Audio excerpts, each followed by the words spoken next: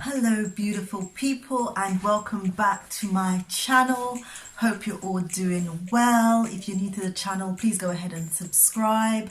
I just want to jump straight into this because this is something that's sort of been on my mind, and I've been going back and forth. Should I speak about it? Should I not? And I've decided that I'm not going to stay silent. So as you can see by the title of the video, we're asking who's to be blamed for this. The situation with COVID-19. We know that the first case of coronavirus was reported in December, on December 26th, 2019, and this case was in Wuhan, China. We understand that there was a doctor, I think his name Dr. Lee, yes, he had highlighted this potential disease, but he was silenced and arrested. Arrested and later released, but later he contracted the disease and also died.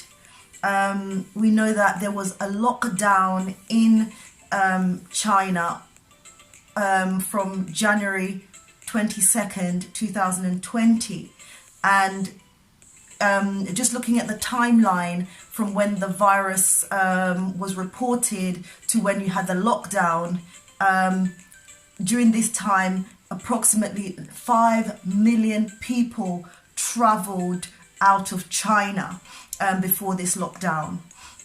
So you can just imagine how the disease was multiplying and potentially spreading across the world at this time. Now, according to the World Health Organization, they declared a public health emergency of international concern, and the date that they gave was January the 30th, 2020. So January this year.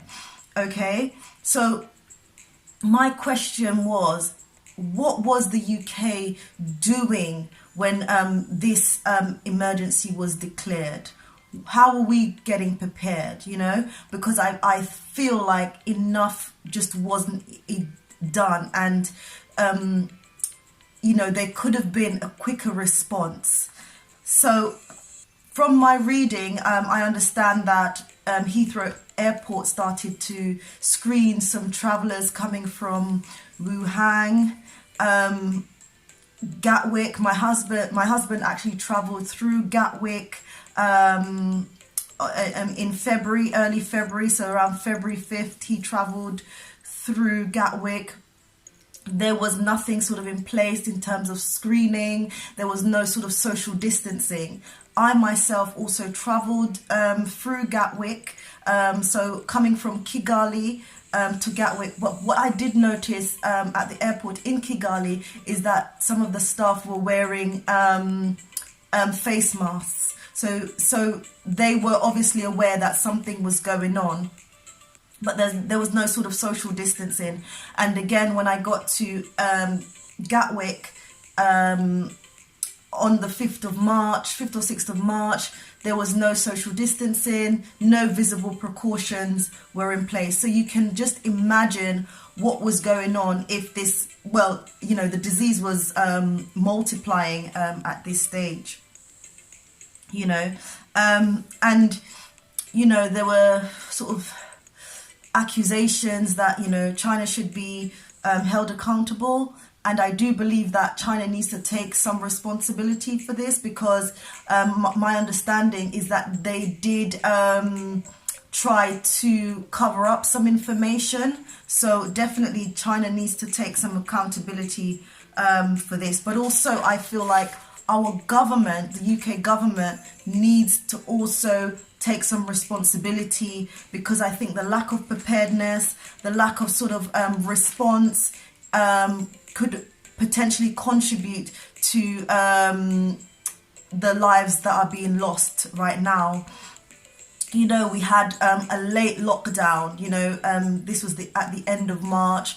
We responded very differently to many countries who started sort of shutting down very early to sort of stop the disease from spreading so rapidly, or flattening the curve, as we often hear in the terminology that's often used in the news.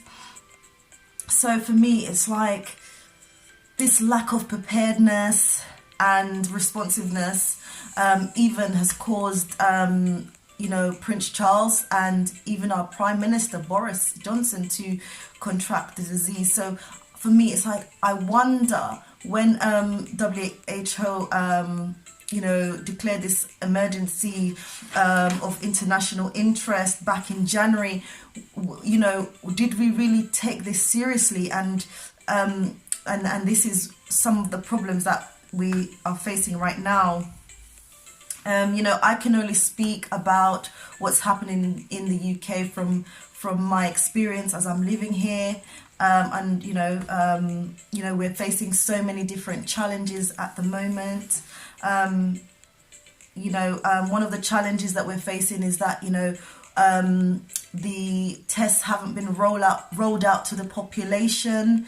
Even our frontline staff, so our NHS staff, they sort of weren't being tested quick enough. I think now we've actually started to test some of our frontline staff, but this is, for me, it's just inadequate.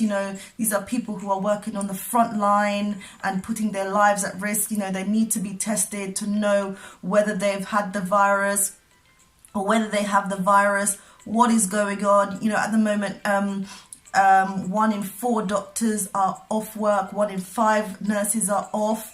It's just ridiculous.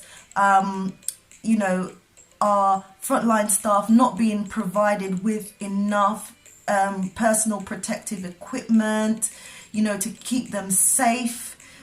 This should have been a priority, in my opinion. It should have been a priority, but it wasn't.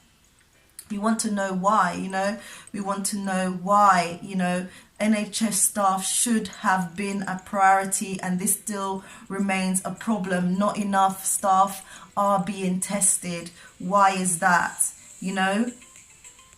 I feel like we can't just look at China. We can't look at China as being negligent only, but also the failure of the UK government to act quickly when they needed to save lives. I know it's difficult times to be pointing fingers, but I really believe that there's so much that we need to learn from this. That's how I feel, and I really didn't want to go pointing any fingers, but I feel like it's a conversation that I needed to start here on the channel.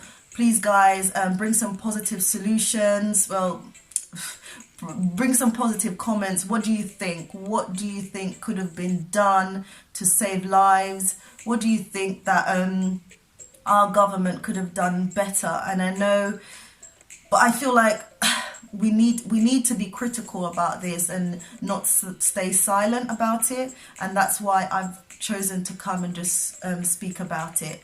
Guys, thank you so much for being here and listening to everything I've got to say. Thank you so much. Please subscribe if you're new to the channel. Don't forget to like, comment and share, and I'll see you in the next one. Take care now. Bye.